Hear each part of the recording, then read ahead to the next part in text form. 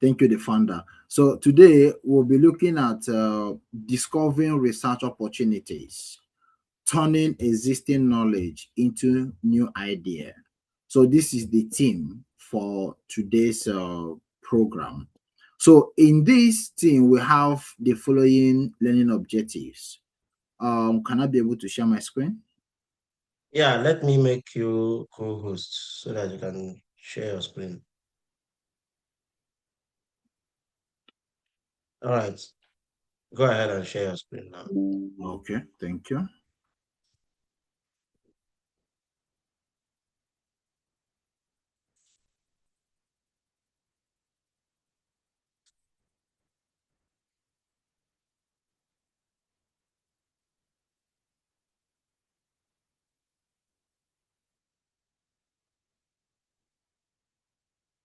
I don't think I'm seeing the option to share screen here.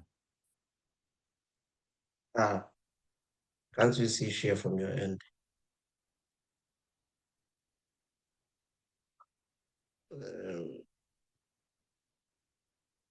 I think they said allow participants to share their screen host. Okay, let me see.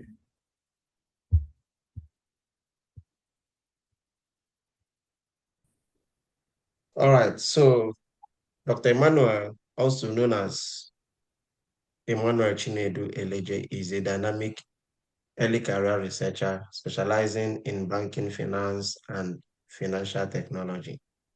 He holds a PhD and a master's degree from the University of Nigeria, alongside a distinction level master's degree in financial technology from the University of Salford, UK.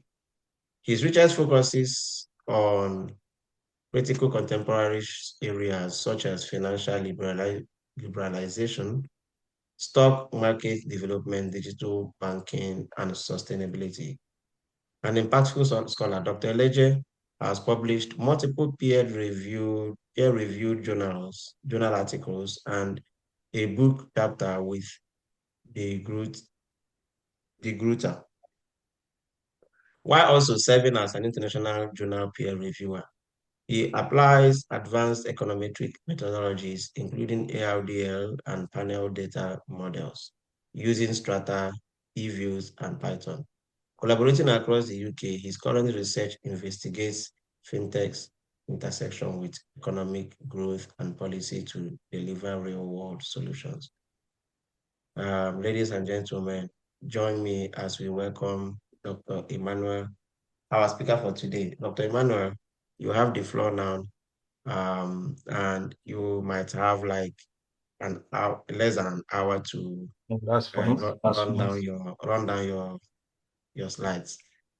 So can we welcome him with the hands of applause, please? All right. Thank you. Thank you so much. And I'm happy to be here. I hope everyone can hear me. Yes, we can hear you. If you want to All right. share screen. I prepared a slide. Basically, the way I do my teaching or my lecturing is we use the most simplified language in order for everyone to follow through. I believe many of us here must have published one or two papers. Some of us here must have reviewed one or two papers, and would have gone through the hurdles of peer reviewing so many reviewers comment and so on and so forth. However, my discussion here today is a bit it's a bit tailored focused to a particular specific discussion. I'm trying to share my slide now. Um, I don't know if you can see my slide. Can you hear me? Yes, you can see your slide. Yes, we can see. Yes, you can see it, of course. All right. Like they've said, they've introduced me before. My name is Elijah Emmanuel, and I'm not going to do that again by introducing myself. I will just jump into our discussion today.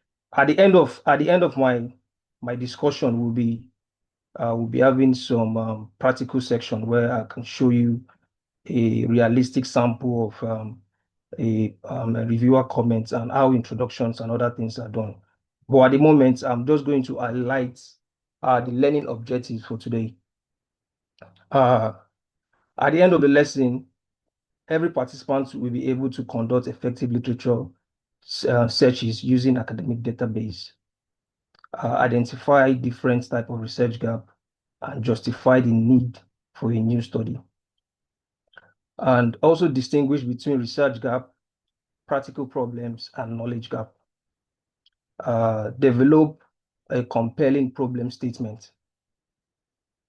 Also, before the end of the class, every individual here will be able to formulate a research aim, objective, and research questions.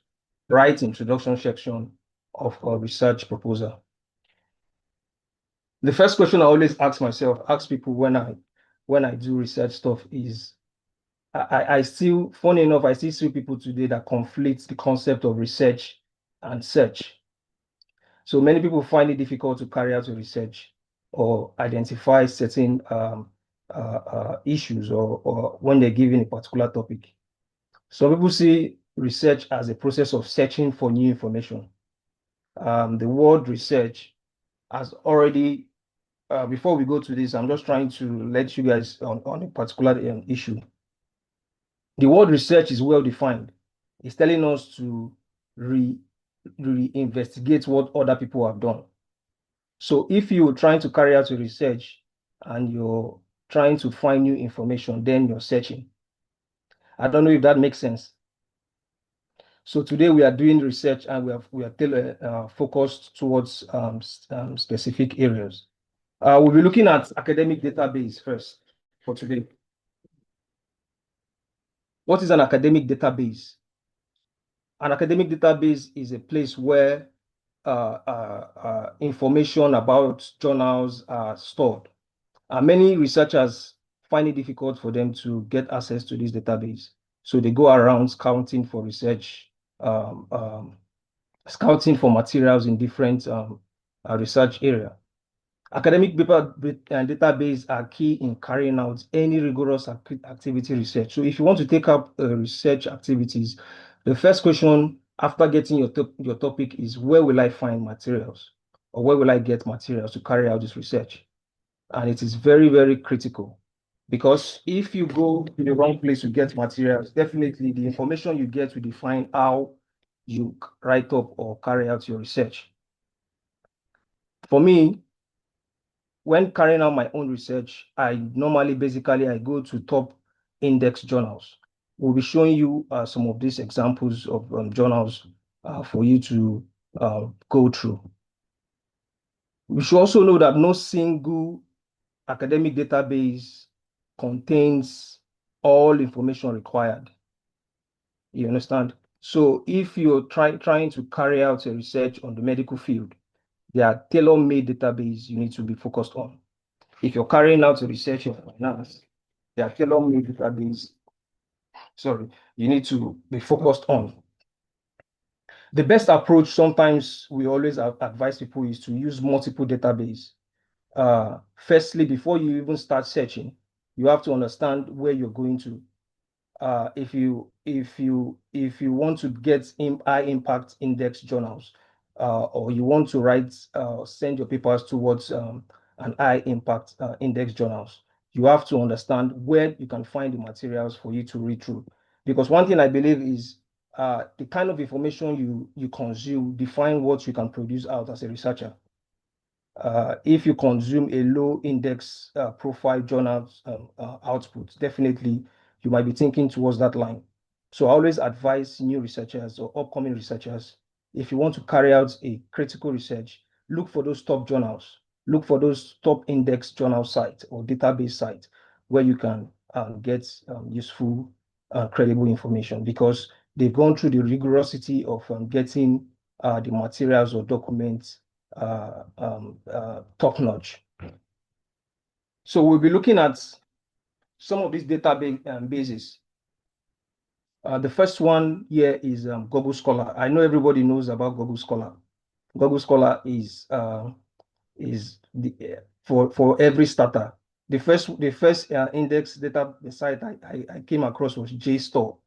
JSTOR was one of the sites in my school then in Nigeria that we had free access to download academic data and information from. But Google Scholar is a multidisciplinary journal database site where you can get free data. You can download any kind of data you want. It carries over 400 million database of research articles.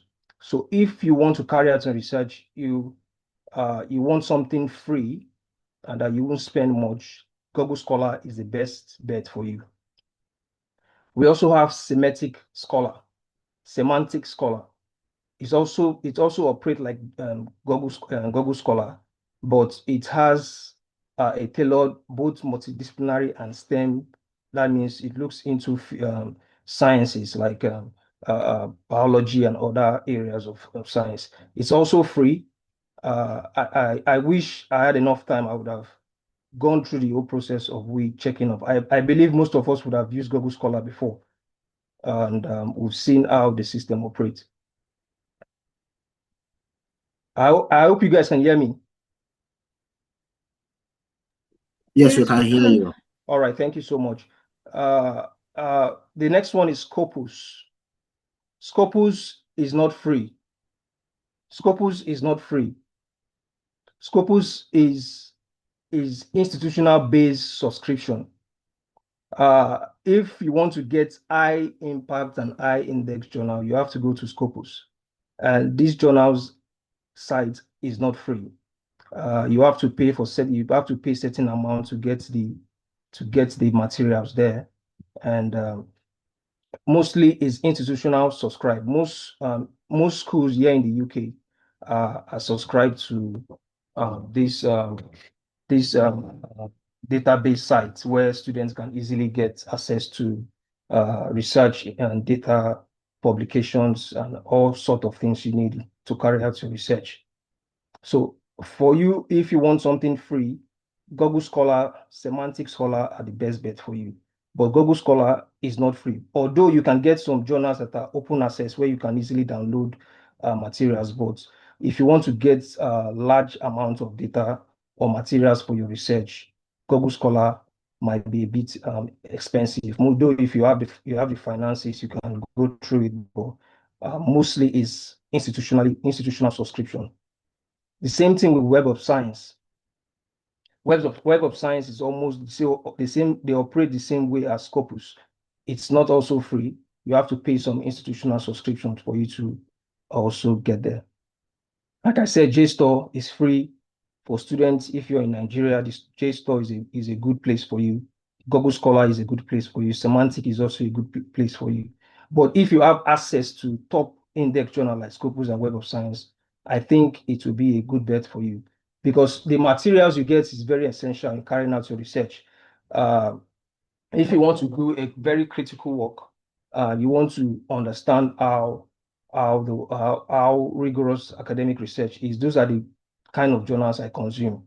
My recent publication I've been looking up to, I have like 4 or 5 different publications. 95% of the materials I use in carrying out the research were from top index journals. And the difference I discovered between the top index journal and the regular journal I normally use back home in Nigeria is that I have critical direction. Those journals will direct you to future studies. Those journals are structured in such a way whereby at the end of it, they direct you to a new study. They direct you to future studies and you get ideas of what has been done in a particular study or areas of interest. I believe many of us here might be interested in different things. One thing about research is universal, whether you're in science, whether you're in arts, whether you're in any form of occupation. Like before I came into Nigeria, I worked in a oil and gas firm where my basic job was research, and I still adopt these same principles of same introduction, research, trying to find my gap, trying to find every single thing I did was still with these basic research principles. I was able to access international database, get data, run analysis, compare and contrast. So all these things are very critical in order for you to be able to to come out with the quality and good output. So at this junction, we are moving in the speed of light because of I've spent enough time, a bit of time. So we'll be looking at a research gap, and this is another section of the study. We'll be looking at research gap. What is research gap? What is research gap? Why is research gap critical? In carrying out a study, you've gotten your topic, you're ready to write, you are fired up, you want to start putting up documentation and everything. The first thing you have to ask yourself is, what is the research gap that I'm trying to solve? What gap is in this particular study? What am I doing? What is the loopholes that people have not done? These are the questions you need to ask yourself, because it will help you and broaden your study. It will help you want to do more literature. It will help you want to find out your direction, in order for you not to keep writing. At the end of the day, you come up with you still keep asking yourself, what is the gap? You keep asking yourself, where have I started? Where am I going? So a research gap, this is an area where knowledge remain incomplete. It's an area where knowledge remain incomplete. It is not the absence of knowledge. It is just an area where knowledge remain incomplete. Just look at this puzzle. This puzzle will show you the importance of research gap.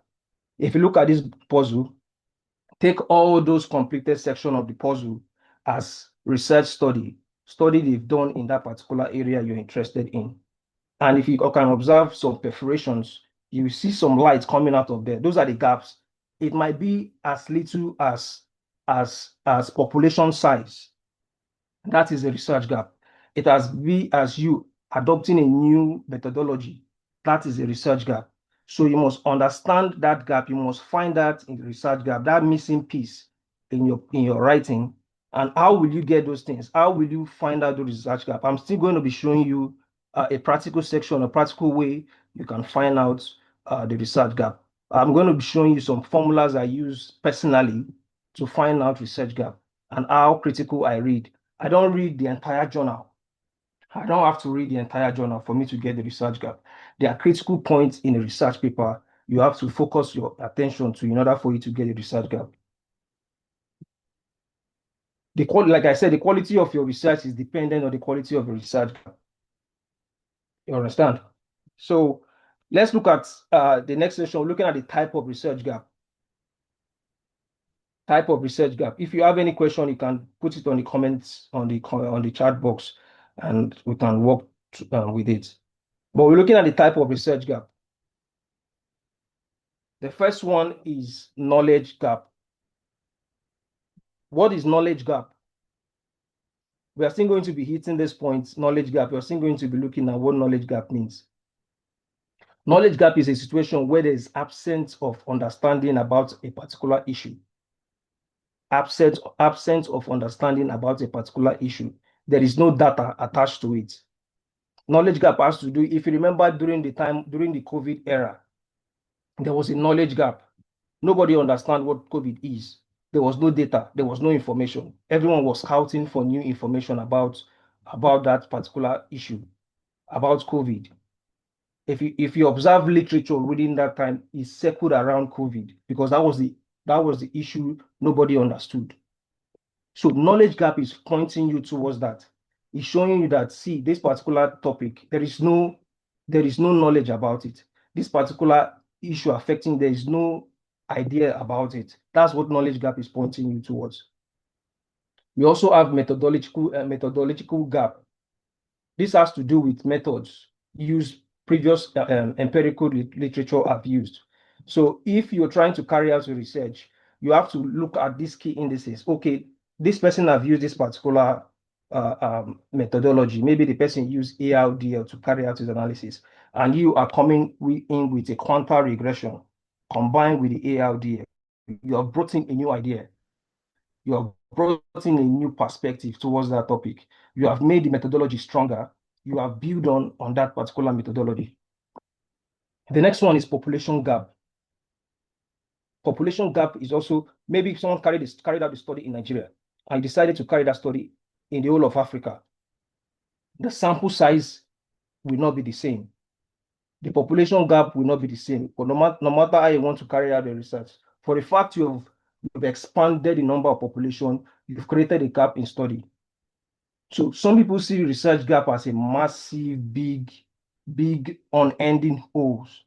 It's just the simplest thing, simplest idea you can catch from the other or the little errors other research work have done that you spot. Maybe they didn't do this particular thing right and you want to correct it. That's a knowledge gap. All right. Another one is geographical gap. Geographical gap has to do with the locations. Maybe someone carried out a study in the UK and you decide to carry out that study in Nigeria. It's not the same location. The storyline will change. The concept will change. That's a gap on its own in academic literature. Another one is contradictory evidence gap. There are lots of gaps when it comes to academic literature, but I'm just opportune to get these seven key gap. Contradictory gap. These are the form of gap where you try to weigh out different opinions on a particular issue. Those who said this, those who said that. You bring those thoughts together and summarize it in such a way whereby you can find out a gap from what they've discussed. You understand? Next one is empirical gap. Take as many literature you want to find out from, and you summarize those literature and bring out key issues from where each of them have missed out from. You understand? You can still find a gap there. Theoretical gap. Maybe you bring in new theory, or you suggest new theory, or you find out a new theory no one have used in that particular study you're carrying out now, recently, or now, or in the future time. That alone is a gap in literature. So these gaps are very critical because if you don't have that gap, definitely you might be carrying out a research without end. I still remember during my PhD, during my program, I after writing my introduction, the first question my supervisor asked me was, where is the gap in the study?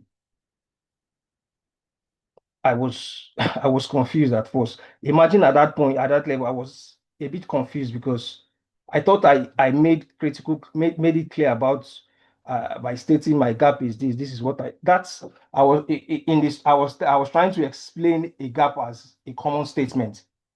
It's not just a statement. You must be able to prove that gap, that see this particular thing, these are the issues, these are what they've missed out in literature. And there's a way you present it in your paper. All right. So we are going to be looking at the common mistake I have identified in research gap. Common mistake every individual, most people have made, people who have reviewed their work have made when it comes to identifying research gap. The first thing is they rely on a single or few articles.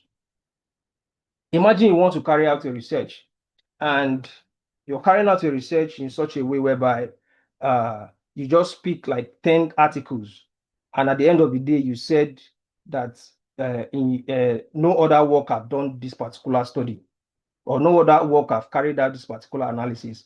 And they ask you, how many research paper did you review? You came up and said 10. And that's like 0.000% of the entire population of the study in that particular area. So it's not enough justification for you to say that nobody have done this particular study before.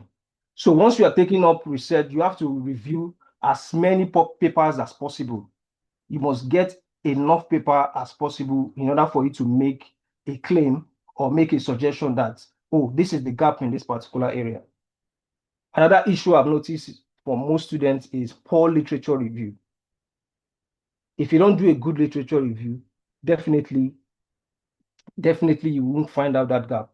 You might just be thinking you've seen something, but you won't find out that gap. Since I started reviewing, I've now understood what research gap entails. Since I've been doing reviews, I've been doing literature reviews, I've been reviewing for so many journals, I've now discovered what that gap really means.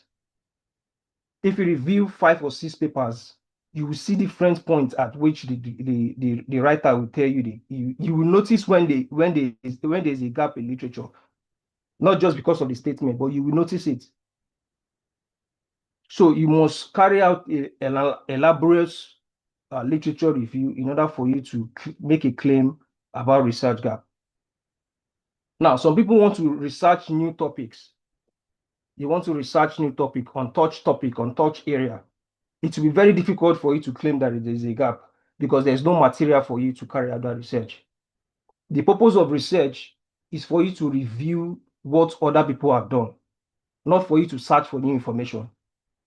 The purpose of research is to look at what others have done and what have they not done, which area they've lacked, which area they didn't touch, that I want to be part of that puzzle. I want to contribute to the parts, to building the part of the puzzles. So that's what you should be focusing on. In fact, the best way to get a research gap are from already published work, not newly published work or existing research article or existing research empirical studies. That's the best way for you to get a research gap. All right.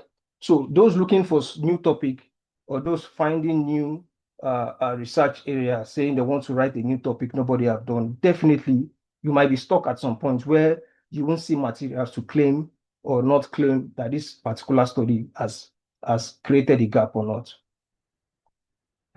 All right. Now, we are still on the research gap area. If you still have questions, you can still pop it up. I'm trying to just manage the 1 hour I have now and see where we can reach.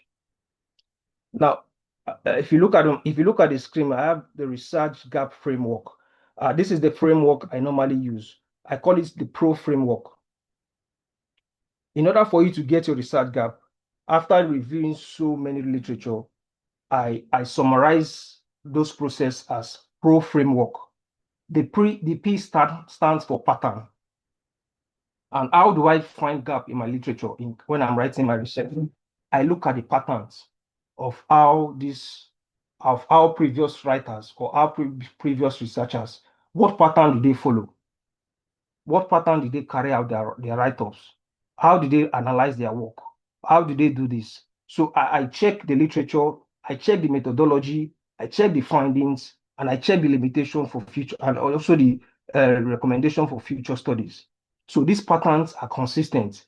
Once you do this for like 10, 15 topics or 10, 15 journals, you will find the patterns in that particular area of discourse. All right. Now, the R is for restriction. I'm going to go down again to the limitations of their studies. So all these papers I'm reviewing, I'll go back to the limitation of their study. What are the challenges they face in carrying out this particular research? Those are the next question I'm going to ask myself when if I'm looking for a research gap.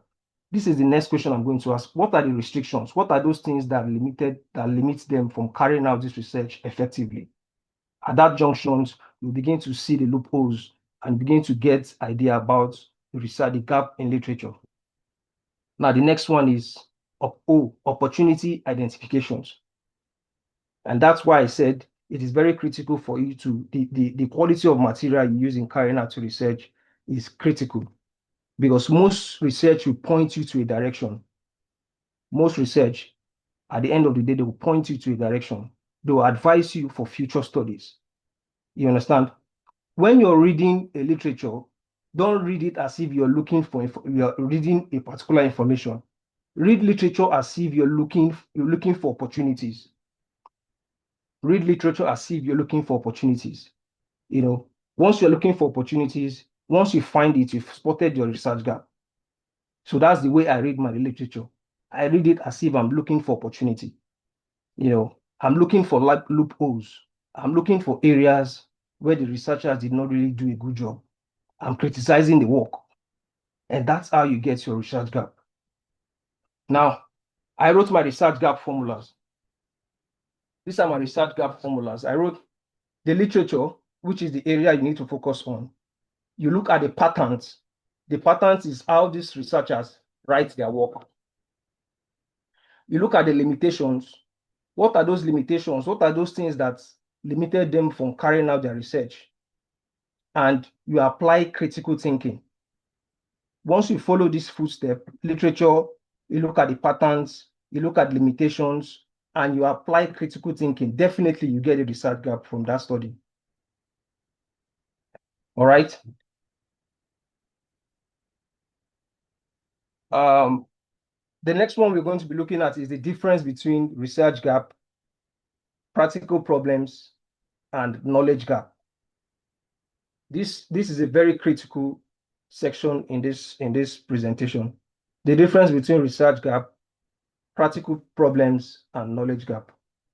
What is practical problems? Like I said before, these are problems that affect our daily lives. Like during the COVID-19, we observed that so many things went south. People were now working from home. There are restrictions on movement. There are restrictions on trade. There are restrictions on almost every business that have to do with human life. And these have led to negative outcome.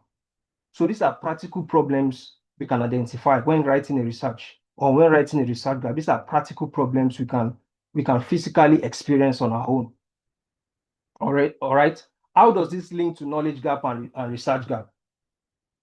These practical problems, you don't look at it as a problem as a researcher. You have to look at it as an opportunity for you to write on them. You have to take those practical problems as a challenge or as an issue in your research. You understand? During 2019-2018 period, we notice if you read academic literature those period, if you download any material within 2019 to 2021, one thing you observe is that they were all talking about COVID-19, the impact of COVID-19 on finance, COVID-19 on this, because that is the key practical issue. That is the key practical problem at that moment. So many research was focused on it, and they were taking it as the problem. They were taking it as problem of study. You're not, because this particular problem is affecting our daily life. All right. The next one is research, the knowledge gap. Like I said before, I think I've explained this knowledge gap in the previous slide. What I said is lack of understanding or lack of data about a particular information or situation. And that's the knowledge gap. Now, research gap focuses on the void in empirical literature. You understand what prior studies have done, or what prior studies have failed to do, or what prior studies disagree on. If you combine these three together and bring them into one umbrella, you discover that a practical problem is virtually like a problem statement. It's virtually like problem statement. Then you have your research gap. So these three factors, as a researcher, you must understand. You must tend to understand the difference in when you're writing, or as a researcher, or when you're carrying out your research.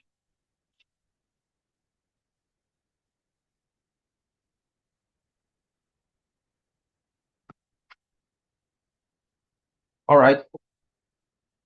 We're looking at the next one is developing a compelling problem statement. Developing a compelling problem statement. We are almost getting to a point where I will show one of our work we did recently, and you need to pay attention at this point because the initial discussion we've had is just a summary of research gap and other relevant information.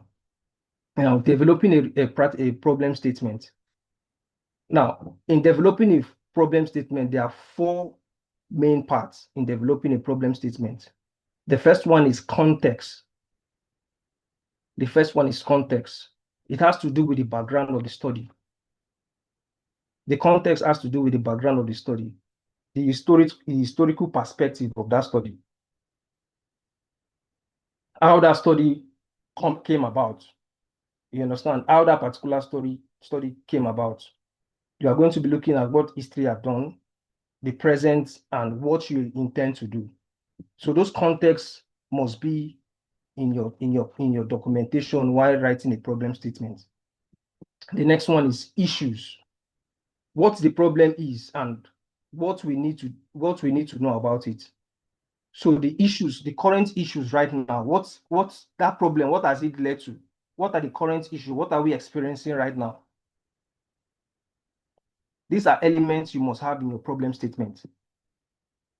And I always point out to students, even during my time, I made mistake. It is not statement of the problems. You must get this right. It is not statement of the problems. It is called statement of the problem. It is singular. They're asking you to look for, identify one particular problem in literature that you tend to solve. It is not called problem of the statement of the problem. I've seen so many students send me their paper to review, and they write on the heading, they write problem statement of the problem. But if you read the context of the work, there are so many problems they've highlighted in that research, and it makes the work complex. It makes your research complex. So identify one single problem, identify one single issue you want to deal with. If let's say if it's the issue of COVID-19, how it has impact, identify those problems, that this is what COVID-19 has led to, and this is what it has caused, and this is what my research intends to do. So you must identify one particular problem. The next one is justification, the relevance of that particular problem you want to solve. What relevance does it have? What is your motivation for carrying out that study? These are also structures of how you can write a problem statement. Then you list your objectives. Your objectives can be in your main objective or your specific objective. All right. You need to identify these things holistically in order for you to create a singular problem, an effective problem statement that both researchers and your readers can easily identify. All right. So with this, we can move on to the next issue.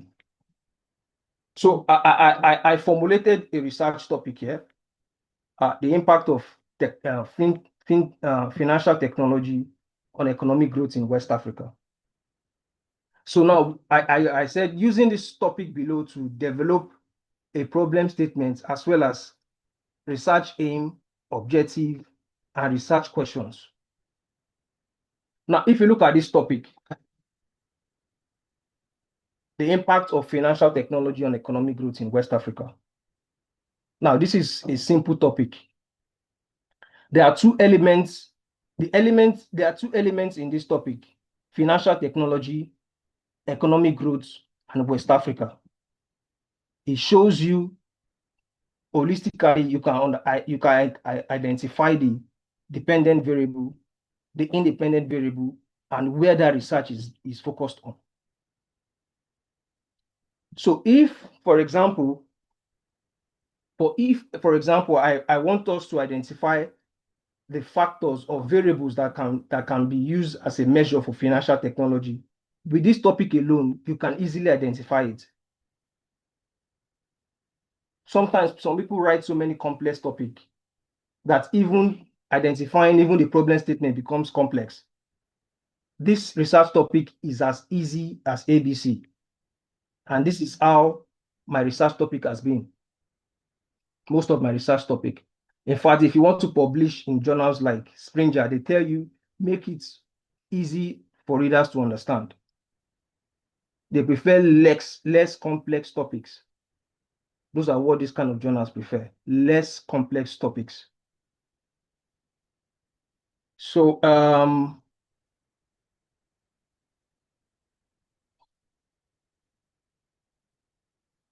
if we want to use this topic, for example, in identifying our research aim, it's straightforward. It's straightforward to examine the influence of financial technology on economic growth in West Africa. That is the aim of that's the aim of the research. So now the objective will not be financial technology now. The objective will be the variables, the measures of financial technology. And what is the measure for economic growth? Those are the two things you need to focus on. Those are the things you need to elaborate more on. So if you look at financial technology, factors like automated teller machines. Those are variables for financial technologies. Blockchain technology data, those are variables for financial technology.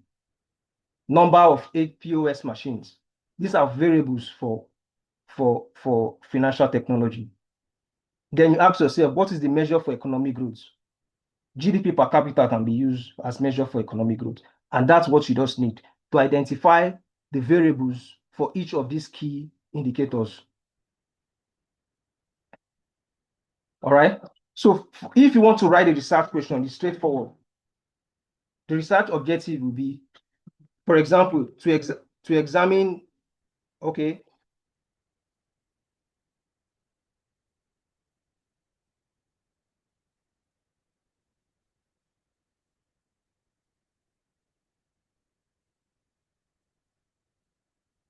if you want to write to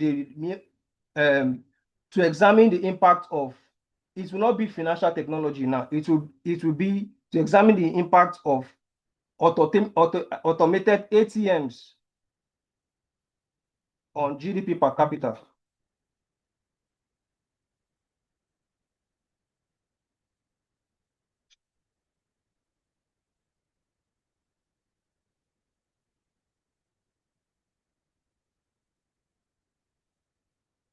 This is how you write the research objective for each of the variables to evaluate the impact of POS machines on GDP per capita, to determine the impact of whatever thing you want to look at, whatever variables you are looking at on GDP per capita. Some students make mistake to use the fintech, the financial technology as the objectives, that is specific objective.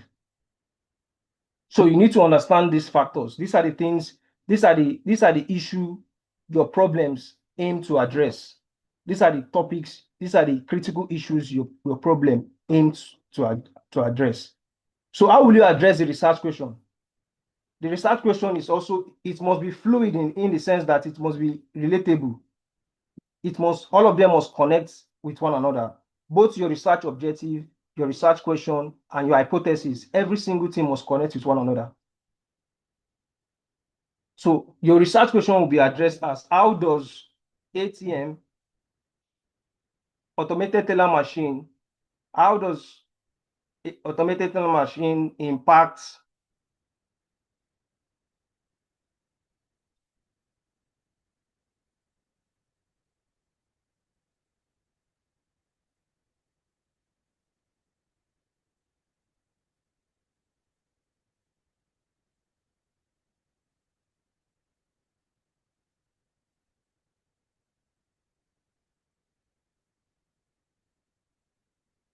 So this is how your research question will be put. How does ATM impact GDP per capita in West Africa? How does POS impact GDP per capita in West Africa? How does blockchain technology, depending on the data you use for that particular study, how do they impact GDP per capita in West Africa? So this is how you align your research. Every single one of them was aligned. Your research aim, your research objective, your research question, your research hypothesis, each of them will align with one another. Now, the whole goal is to address a particular problem. Don't forget that. The whole goal is to address a particular problem. I would also like to show you a sample work we did. I don't know if you can see my screen. Yes, you can see the screen. But are you sharing the entire screen? Which? We can see the screen of your slides. You can see the screen of my slide. Okay. Yes. I need to show you guys something. We just discussed now as regards to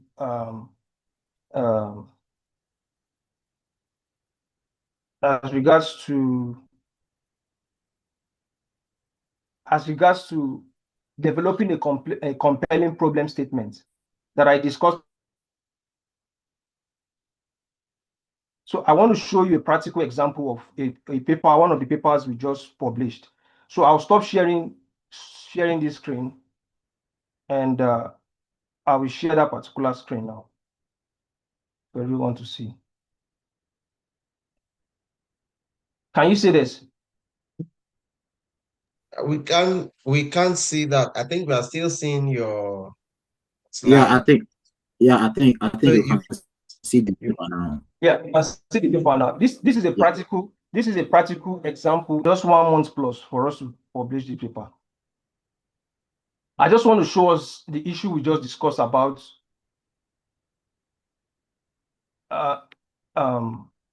just a moment. I just want to show us the problem we discussed about developing a clear problem statement in your particular publication or literature. If you look at this work, it was well reviewed. Every single details from points, the names, every single thing was well structured. So if you look at the introduction, like I said, in terms of the context is talking about the history of that particular issue. If you look at the context, first line should give you an highlight of what you want to discuss. This first line should give you an idea of what you want to discuss. If you look at the first line there, it said, over the past 2 decades, the global financial system has experienced steady shock and increased uncertainty, which has affected regulation and policy environment in a manner that has drastically impacted bank stability and lending outcomes. This is an historical perspective. Then if you come down to